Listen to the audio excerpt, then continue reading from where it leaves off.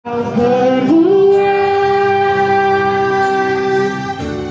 di dalam hidupku, rancangan indahmu terjadi di hidupku, terjadi di hidupku. Bapa yang mengerti, Bapa yang mengerti segala yang ku perlu, segala yang ku perlu. Kasih-Mu sempurna, kasih-Mu sempurna nyata dalam hidupku. Ku bersyukur Bapa.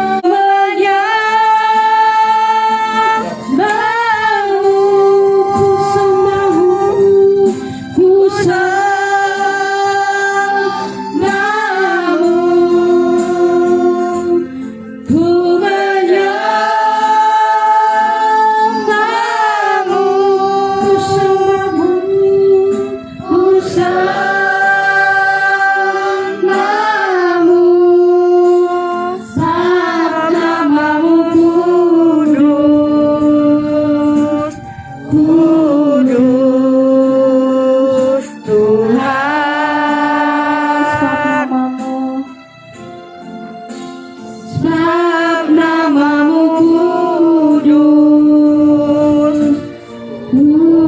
kudus Tuhan. Para hambanya saya persilakan. Siang hari Tuhan, kami boleh berkumpul di tempat ini. Kami percaya semua karena anugerah-Mu, semua karena kasih-Mu dalam hidup kami Tuhan. Kami ada saat ini Tuhan, semua karena kebaikan-Mu Tuhan. Terima kasih Tuhan buat kesempatan siang hari Tuhan, kami boleh berkumpul, memuji, menyembah, dan memuliakan nama-Mu Tuhan. Sebentar kami mau duduk diam Tuhan, mendengarkan sebagian isi hati-Mu.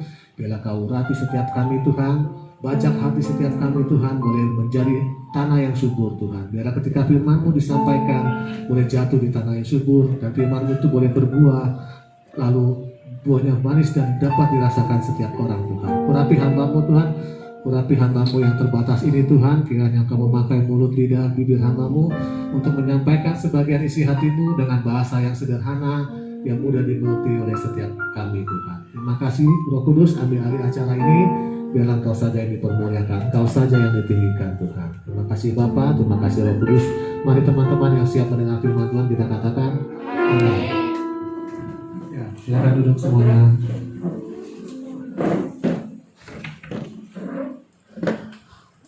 Ya, shalom, puji Tuhan semuanya ya. Semua sehat ya. Semua diberkati Tuhan ya. Semua sudah makan kan? Belum Belum pagi tau. Ya, nanti habis ini kita makan. Kita makan makanan rohani dulu ya. Ya, siang hari ini saya mau sharing sedikit buat teman-teman. Judulnya mungkin kalau boleh kita kasih judul, Tuhan sudah menulis cerita hidupmu dari awal. Jadi kita semua ini, apapun keadaan kita saat ini, bagaimanapun keadaan kita saat ini, Tuhan sudah menetapkan kita loh dari awal, dari kita lahir, bahkan sebelum kita dikandung ya. Firman Tuhan di Mazmur 139 ayat 13 sampai 14 saya bacakan untuk kita semua. Sebab Engkaulah yang membentuk buah pinggangku, menenun aku dalam kandungan ibuku. Aku bersyukur kepadamu oleh karena kejadianku dahsyat dan ajaib. Ajaib apa yang Kau buat dan jiwaku benar-benar menyadarinya. Jadi itu firman Tuhan ya. Ketika kita lahir, ketika kita dikandung, bahkan dalam kandungan ibu kita, orang tua kita sudah ditenun. Tuhan sudah merancangkan sesuatu buat kita. Jadi kita ini ada saat ini bukan suatu kebetulan, bukan tiba-tiba, oh lahir kita ke dunia, enggak. Tuhan sudah menetapkan, Tuhan sudah menulis cerita hidupmu dari awal. Itu sebabnya kita semua ini berbeda. Kita semua ini unik. Ya, nggak ada yang sama dengan yang lain ya. Yeremia 1 ayat 5 katakan, sebelum aku membentuk engkau dalam rahim ibuku, aku telah mengenal engkau. Dan sebelum engkau keluar dari kandungan, aku telah menguduskan engkau. Aku telah menetapkan engkau menjadi nabi bagi bangsa-bangsa. Wah, luar biasa ya Tuhan kita ya. Sebelum Nabi Yeremia dikandung ibunya, Tuhan sudah menetapkan bahwa Nabi Yeremia akan menjadi nabi. Bahkan sebelum dia lahir, dalam masih kandungan Tuhan sudah menetapkan. Jadi teman-teman semua, kita saat ini, apapun keadaan kita saat ini, seperti apapun kondisi kita saat ini, kita harus percaya bahwa Tuhan sudah menenun kita sejak kita dikandung ibu kita. Yang setuju katakan amin. Amin.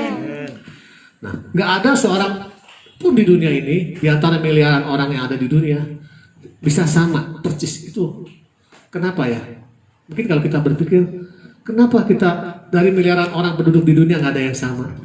Karena kita ini semua berbeda, kita semua unik. Kita itu diciptakan, ditenun sama Tuhan, dibentuk satu-satu. Tuhan sudah menetapkan, kamu jadi ini, kamu jadi ini, kamu jadi ini, kamu jadi ini. Ketika kita masih di kandungan ibu kita. Jadi anak kembar sekalipun nggak bakal sama 100%. Masih ada yang berbeda. Ada yang berbeda dari sifatnya, ada yang berbeda dari tingkah lakunya dan sebagainya. Nah, setiap kita ini dibentuk oleh Tuhan sedemikian rupa. Tadi firman Tuhan katakan, engkaulah yang membentuk buah pinggangku, menenun aku dalam kandungan ibuku. Kejadianku dahsyat dan ajaib. Jadi kita ini ada saat ini tuh kita dahsyat, kita ajaib ya, kita bisa ada di tempat ini. Artinya itu Tuhan terlibat secara aktif untuk membentuk kita. Bahkan ketika kita masih bayi, ketika kita masih dalam kandungan ibu kita, masih berupa janin, Tuhan sudah mempersiapkan cerita hidup kita. Oh, nanti ke depan umur kita sekian kita akan seperti ini, umur kita sekian kita akan menjadi ini dan sebagainya.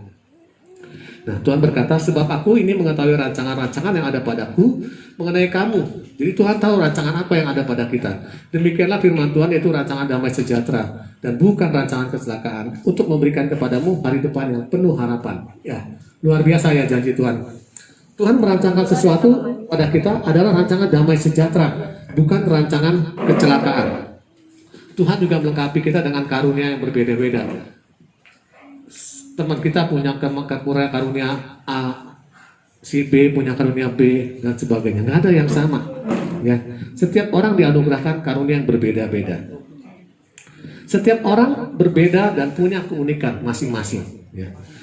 Ada karunia masing-masing. Ada yang pintar menggambar, ada yang pintar matematika, ada yang pintar baca puisi, ada yang pintar menyanyi, ada yang pintar menari dan sebagainya. Jadi karena kita unik, karena kita berbeda, ya, karena kita ini berharga di mata Tuhan, kita nggak perlu banding-bandingin diri kita sama teman kita. Kok dia enaknya jadi dia, enaknya jadi si Sela, enaknya jadi si Chelsea dan sebagainya ya. Ada yang sampai stres karena dia membanding-bandingkan dirinya. Ya. Boleh, kita sah-sah aja kalau kita mengagumi orang, misalkan kita mengagumi tokoh yang kita kagumi, boleh, bukan yang nggak boleh. Tapi kita nggak harus loh jadi seperti dia, karena kita setiap orang itu dasarnya adalah berbeda. Jadi bagaimanapun keadaan kita saat ini, kita harus bangga, kita harus menjadi diri sendiri dan tetap mengucap syukur kepada Tuhan. Tuhan katakan Yesaya 43 ayat 4, oleh karena engkau berharga di mataku dan mulia, dan aku ini mengasihi engkau. Ya, kamu ini berharga. Kamu berharga di mata Tuhan ya. Jadi jangan kita berkecil hati ya. Jangan kita merasa hidup saya kok seperti ini, kok dia enak. Jangan. Kita semua ini berharga di mata Tuhan ya. Kamu semua dari kita ini semua berharga di mata Tuhan. Mungkin ada nggak yang protes? Katanya rancangan Tuhan damai sejahtera. Rancangan Tuhan terbaik buat kita. Tapi kok hidup kita seperti ini? Kok kita miskin? Kok kita susah? Kok orang tua kita seperti ini? Ada nggak yang protes seperti itu? Ada? Ya, saya bacakan Yohanes 9 ayat 1 sampai 3. Waktu Yesus sedang lewat, dia melihat seorang buta yang sejak lahirnya. Murid-muridnya berkata kepadanya, Rabi, siapakah yang berbuat dosa, orang ini sendiri atau orang tuanya sehingga ia dilahirkan buta? Jawab Yesus, bukan dia dan bukan juga orang tuanya, tetapi karena pekerjaan-pekerjaan Allah harus dinyatakan di dalam dia. Ingat ya, kalau mungkin saat ini keadaan kita, bagi kita mungkin nggak baik, bagi kita mungkin lebih enak teman kita. Ya, baik kita mungkin, kok hidup kita susah, kok hidup kita miskin ya, karena kita protes. Tapi kita ingat, ketika orang bertanya, kenapa orang itu lahir buta? Yesus menjawab, bukan salah orang tuanya, bukan salah dia juga, tapi pekerjaan Allah harus dinyatakan di dalam dia. Jadi keadaan kita saat ini, mungkin saat ini kita merasa, kok saya punya kekurangan ini, saya punya kelemahan seperti ini, ya. Jangan berkecil hati. Tuhan punya rencana untuk menyatakan kemuliaan Tuhan dalam hidup kita. Nah, saya mau bacakan sebuah cerita ya. Cerita ini kisah nyata. Ya, mungkin teman-teman boleh simak ya. Saya akan bacakan perlahan-lahan supaya kita bisa mengerti. Aku lahir hasil perkosaan pria terhadap ibuku yang bisu, tuli dan miskin, sehingga aku tidak mengenal siapa ayahku. Ya, jadi ini sebuah cerita. Ini cerita real, cerita nyata, bukan saya alami, tapi ini cerita real. Jadi ibuku bisu, tuli dan sangat miskin. Suatu hari sosok pria memperkosa ibuku hingga hamil. Lahirlah aku tanpa pernah kenal siapa ayahku. Karena menanggung malu, ibuku melahirkanku di kebun yang sepi tanpa bidan. Yang menolong ibuku melahirkan adalah seorang ibu tua pemilik kebun. Kami hidup sangat miskin, hingga dalam umur yang masih sangat muda, aku terpaksa bekerja untuk mencari sebakul nasi untukku. Dan ibuku, karena saat itu ibuku sakit stroke. Aku bekerja sebagai buruh kasar di perkebunan kapas. Aku benci keadaan saat itu. Aku kecewa pada Tuhan saat itu karena dia nggak adil atas hidupku. Di saat kebanyakan anak-anak menikmati hidup yang layak, saat anak-anak menikmati kemewahan orang tuanya, aku harus bergumul dalam penderitaan. Sungguh aku tidak paham mengapa aku dilahirkan dan tidak melihat kehidupan yang baik di masa depan. Teman-teman seusiaku sering mencemooh aku. Mereka memanggil aku si anak haram dan mereka tidak mau berteman denganku. Suatu hari aku bertemu dengan seorang pendeta. Beliau berkata kepadaku, Azi, jadi cerita ini namanya Azi ya. Tahukah kamu bahwa hidup ini adalah anugerah, nak? Tuhan memberikan kamu kebebasan memilih, mau tetap mengeluh seperti ini atau bangkit dari kemiskinan. Pilihan itu ada di tanganmu, nak. Perlu kamu tahu, rencana Tuhan atasmu bukan rencana kecelakaan, melainkan hari depan yang penuh harapan. Selama bisa memilih, pilihlah yang terbaik. Nadanya lirih penuh makna. Jadi pendeta itu menasihati Azi ya. Kata-kata pendeta itu membangkitkan semangatku untuk berdiri tegak. Dan doa ibu membuatku kuat menghadapi tantangan hidup. Akhirnya aku pilih keluar dari rasa kecewa dan tak berguna ini. Singkat cerita, aku mulai bekerja dengan giat untuk membiayai sekolah dan membiayai kehidupan ibuku, obat-obatan ibuku, perawatan ibuku. Berkat doa ibuku serta kerja keras yang kuat, kerja keras yang ulet, akhirnya Tuhan memberkatiku dengan melimpah. Aku meraih kesuksesan. Tahukah kamu siapa aku? Cerita itu ya. Aku adalah Azi Taylor Morton, Menteri Keuangan Amerika Serikat pada zaman Presiden Jimmy Carter. Jadi luar biasa ya. Kita baca tangkap cerita itu ya. Mungkin kalau kita melihat, kok hidup kita seperti ini, seperti yang Azi alami, dia hasil dari perkosaan. Ketika masa-masa kecil seperti kita, seperti teman-teman saat ini, ibunya sakit stroke. Dia harus bekerja keras sebagai buruh di perkebunan kapas. Ya, dia harus membiayai anak-anak. Mungkin secara manusia dia protes, kok Tuhan hidup saya seperti ini? Sedangkan seharusnya di umur saya sekolah, saya boleh menikmati sekolah saya boleh menikmati dong main dengan teman-teman, saya mau berkumpul, tapi saya harus bekerja. Saya harus bekerja membantu ibu di rumah ya. Tapi ingat, ketika dia keluar, ketika dia mengalahkan rasa keterpurukannya, dia bangkit, dia menang dalam hidupnya, dia menjadi menteri keuangan. Luar biasa ya. Gak gampang, gak sembarang orang bisa jadi menteri ya. Jadi pesan Tuhan hari ini, siapapun kita, apapun latar belakang kita, Tuhan sudah menulis cerita hidupmu dari awal. Dari kita masih ditenun, masih kita dalam kandungan ibu kita, Tuhan sudah menetapkan kita. Jadi kita jangan berkecil hati, jangan kita komplain. Kok Tuhan saya seperti ini, kok teman-teman saya boleh main, kok teman saya bisa pakai handphone yang bagus-bagus, kok saya tidak, kok saya tidak. Jangan, karena semua itu ada maksud Tuhan untuk menyatakan kemuliaan Tuhan ya. Kita lihat tadi Azi Taylor Morton, seorang yang mungkin kalau kita mungkin dalam keadaan putus asa, mungkin dia dalam hati mungkin pernah pengen bunuh diri.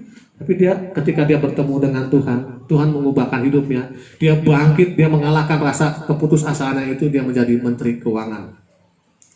Jadi kita tahu sekarang Allah turut bekerja dalam segala hal untuk mendatangkan kebaikan bagi mereka yang mengasihi Dia. Yaitu bagi mereka yang terpanggil sesuai dengan rencana Allah. Nah, jadi kita udah belajar ya. Tuhan sudah menuliskan cerita hidup kita dari awal, sejak kita di kandung ibu kita. Tapi kadang-kadang kita ini suka keluar, kita ini suka lari, suka keluar arus. Tuhan sudah menetapkan, oh Sheila kamu akan jadi dokter. Tapi dalam perjalanan hidup kita suka keluar arus. Kita kadang-kadang pergaulan kita membawa kita nggak sesuai dengan rencana Tuhan. Kenapa?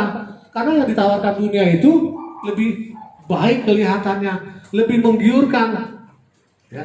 Maka firman Tuhan katakan Roma 12 ayat 2 itu, jangan kamu menjadi serupa dengan dunia ini, tetapi kamu harus dapat membedakan mana yang baik, mana kehendak Allah, apa yang baik, apa yang berkenan kepada Allah dan sempurna. Jadi kita harus membedakan. Kalau misalkan ada orang mengajak kita seperti ini, kelihatannya mungkin baik, kelihatannya mungkin menarik, tapi kita harus tahu apakah ini Tuhan tetapkan untuk kita, apakah ini memang cerita hidup yang Tuhan gariskan buat kita. Kalau tidak, kita bisa membedakan, kita bisa menyatakan tidak untuk ajakan-ajakan yang tidak berkenan, yang tidak berasal daripada Allah. Tuhan memberikan kamu kebebasan memilih, mau tetap dalam rencana Tuhan, meski prosesnya kadang sakit, ya seperti tadi cerita tadi Aziz itu ya, prosesnya sakit. Dia dikatain teman-temannya, ya dia dalam usia sebayanya dia tidak bisa menikmati masa kanak-kanaknya, tapi akhirnya dia berhasil, dia membayar air matanya, dia membayar tangisannya, dan Tuhan memberkatinya. Nah, keberhasilan sejati itu dari sudut pandang Tuhan hanya bisa tercapai kalau kita mengikuti rencananya daripada rencana kita. Kadang-kadang kita maunya kan yang enak-enak aja ya, ngapain sekolah, ya ngapain dia main ya. Tapi itu rencana Tuhan. Tuhan mempersiapkan kita, merancang kita dari kecil. Prosesnya memang mungkin sakit, mungkin kita dihajar, kita dididik, tapi percaya tujuannya adalah untuk kebaikan bagi kita. Jadi teman-teman ya, jangan bandingin diri kita dengan teman orang lain. Lepaskan, merdekakan diri kita. Aku unik, aku berbeda, dan aku diberkati, aku berharga di mata Tuhan. Jadi nggak ada yang nggak berharga di mata Tuhan. Apapun keadaan kita, apapun latar belakang kita, apapun kondisi kita, kita berharga. Ampuni orang yang membenci kita, jangan dendam. Ya. Abaikan orang yang mencibirmu. Kadang-kadang kan orang suka mencibir, ngapain teman sama dia kan begini-begini ya. Tapi abaikan orang itu, buat cibiran, buat orang-orang omongan orang itu menjadi motivasi untuk kita maju ya. Siapapun kita, apapun masalah Anda saat ini, berdoa, bangkit, berjuanglah dari keterpurukan. Oke, saya mau tutup dengan sebuah cerita. Seorang ayah berkata kepada putranya, jadi ada seorang bapak punya anak ya. Nak, puji Tuhan kamu sudah lulus sekolah, kamu sudah lulus SMA, kamu sudah lulus dengan prestasi yang terbaik, ya kan? Dan ini adalah mobil yang ayah beli beberapa puluh tahun yang lalu. Jadi ayahnya menunjukkan sebuah mobil. Ya, tapi sebelum ayah berikan mobil ini ke kamu, bawalah dulu mobil ini ke tempat penjualan mobil bekas. Katakan kamu ingin menjualnya. Jadi anak itu setelah lulus sekolah, ayahnya mau memberikan dia hadiah ya, mobil ya. Sebentar ya. Tapi bawa dulu ke tempat penjualan mobil bekas dan lihat berapa mereka menghargainya. Jadi mobil itu mobil tua ya, udah usang ya. Mobil itu udah tua. Sebentar saya kasih lihat gambarnya ya.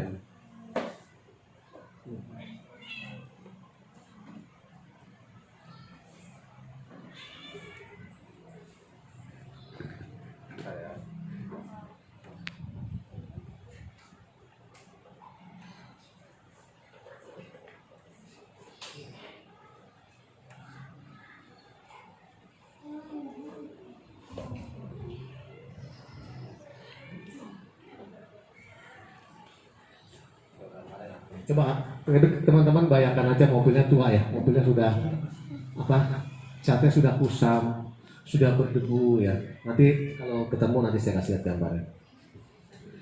Jadi lalu anaknya tersebut pergi ke toko, ke showroom mobil bekas.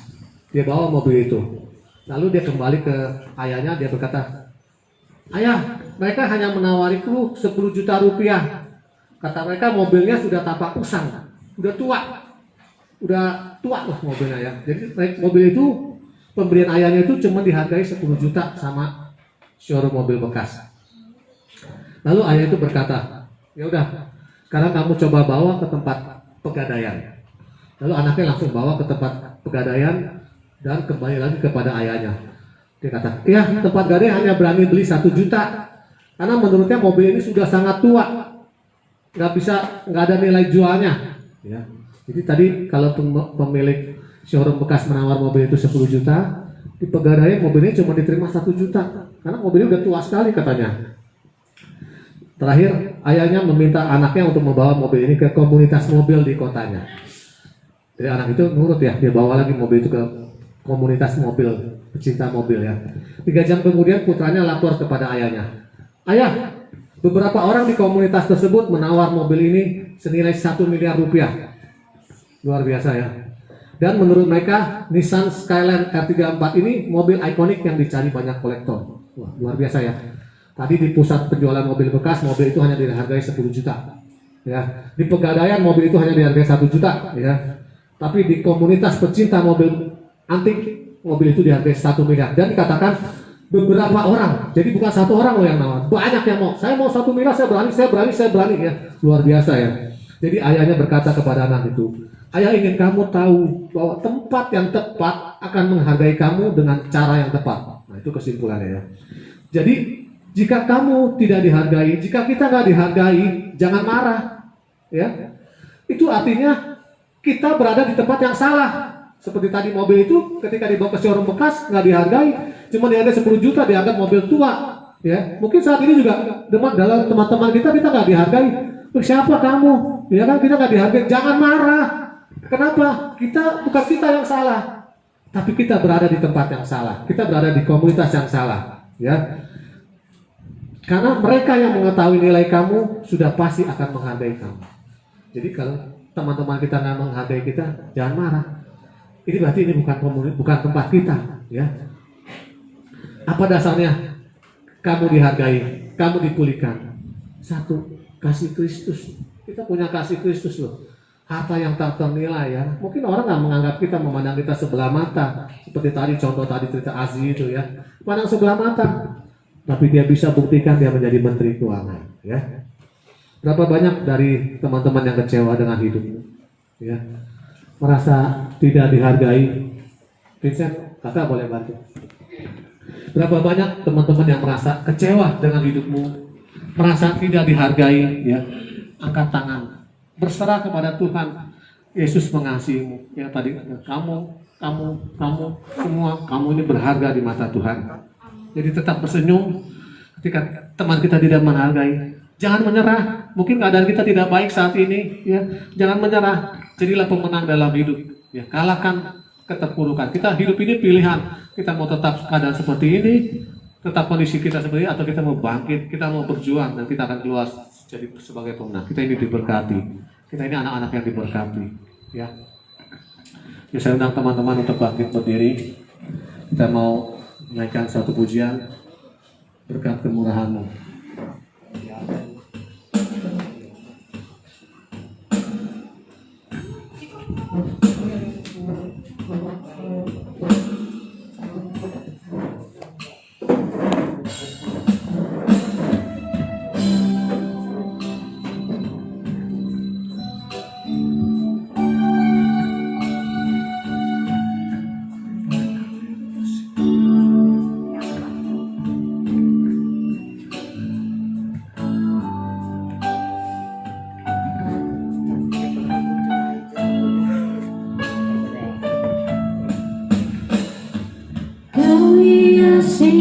Kehidupanku dengan kemurahan-Mu, Kau ancamkan masa depanku penuh dengan harapan. Aku ada saat ini semuanya karena kasih-Mu. Aku hidup hari ini semua berkat kemurahan-Mu.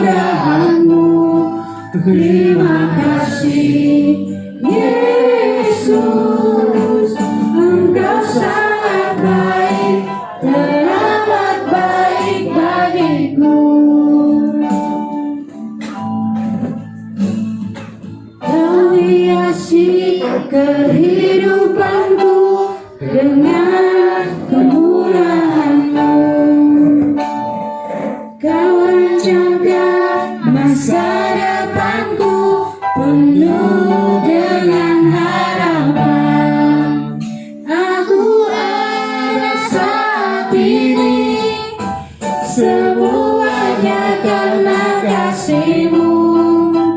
Aku hidup hari ini, Semua berkat kemurahan-Mu. semua berkat kemurahan. Terima kasih Yesus. Terima kasih Yesus, Engkau sangat baik. Engkau sangat baik bagiku. sangat baik bagiku. Aku ada saat ini, semuanya karena kasih-Mu. Aku hidup hari ini. Aku hidup hari ini, Semua berkat. semua berkat kemurahan-Mu. Terima kasih Yesus, Engkau sangat baik, sangat baik bagiku. Musik saja dengan lembut. Tuhan, terima kasih Tuhan. Kami percaya Tuhan, kami ini berbeda Tuhan. Kami ini unik Tuhan. Dan kami ini berharga di mata-Mu Tuhan. Mungkin apa yang kami alami saat ini, apa yang kami rasakan saat ini Tuhan, kadang membuat kami kecewa. Kami marah dengan kehidupan kami saat ini Tuhan. Kenapa? Mengapa Kau izinkan ini terjadi pada kami? Mengapa Kau taruh kami di tempat ini? Kau memberikan kami di keluarga ini. Kau menempatkan kami dalam teman-teman seperti ini. Kami kecewa, kami marah Tuhan. Ampuni kami Tuhan. Ampuni kami Tuhan. Ampuni kami Tuhan. Tapi biarlah Tuhan, malam siang hari Tuhan, kami sudah belajar Tuhan kebenaran firman-Mu Tuhan. Kami boleh pegang janji-Mu Tuhan, bahwa Tuhan sudah menulis cerita hidup kami, bahkan ketika kami masih dalam kandungan ibu kami Tuhan. Terima kasih Tuhan, kami saat ini kami mau mengambil keputusan, kami mau bangkit, kami mau bangkit Tuhan, kami memilih tidak menyerah, kami mau bangkit Tuhan, kami mau bangkit dari keterpurukan kami mau bangkit dari ketidakmampuan kami saat ini Tuhan. Kiranya kasih Roh Kudus penuh atas setiap kami saat ini Tuhan. Dengan kerendahan hati teman-teman yang pernah kecewa dalam hidup dengan hidupnya, mungkin kecewa dengan orang tua kita, mungkin kecewa dengan keluarga kita, boleh angkat tangan saat ini. Kita datang kepada Tuhan dengan kerendahan hati. Kita melihat Tuhan baik, Tuhan mengasihi kamu, Tuhan mengasihi kamu. Jangan banding-bandingkan hidupmu dengan orang lain. Jangan banding-bandingkan, kok saya seperti ini, kok teman-teman saya bisa seperti ini, kok saya tidak, saya tidak. Tapi kita boleh belajar siang hari ini. Tuhan mau kita jadi pemenang. Terima kasih Tuhan. Terima kasih Roh Kudus. Terima kasih Tuhan, Kau melihat kedalaman hati setiap kami Tuhan. Kau melawat anak-anak-Mu di tempat ini Tuhan. Tidak ada yang terlewati Tuhan. Kau tahu Tuhan apa yang menjadi isi hati mereka Tuhan. Apa yang menjadi kekecewaan mereka Tuhan. Saat ini Kau cabut Tuhan. Benih kemarahan, benih kekecewaan Kau cabut Tuhan. Dalam nama Yesus. Biarlah anak-anak ini Tuhan boleh berjalan seturut koridor-Mu Tuhan. Karena kami tahu Kau sudah menetapkan kami Tuhan. Rancangan kami, masa depan yang penuh pengharapan, masa depan yang penuh kepastian Tuhan. Terima kasih Tuhan. Terima kasih Roh Kudus. Terus bekerja, Roh Kudus terus bekerja dalam setiap hati kami Tuhan. Jadikan kami anak-anak pemenang. Jadikan kami umat-umat pemenang Tuhan. Terima kasih Tuhan. Terima kasih Roh Kudus. Sama-Mu selesai bicara Tuhan. Tapi biar Roh Kudus terus bekerja dalam kehidupan kami Tuhan.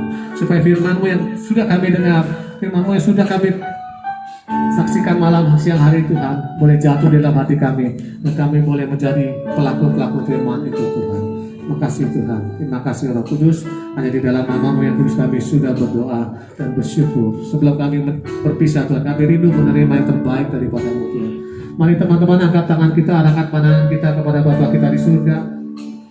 Dengan iman, terimalah kasih karunia dari Allah Bapa melalui anak yang tunggal Yesus Kristus, serta persekutuan yang manis dengan Roh Kudus menyertai kita semua yang hadir siang hari ini. Mulai hari ini sampai dengan Maranatha, kedatangan yang kedua kali menjemput kita di awan-awan yang permai, bahkan sampai selama-lamanya. Mari yang percaya dan sudah diberkati kita katakan amin. Ya, terima kasih.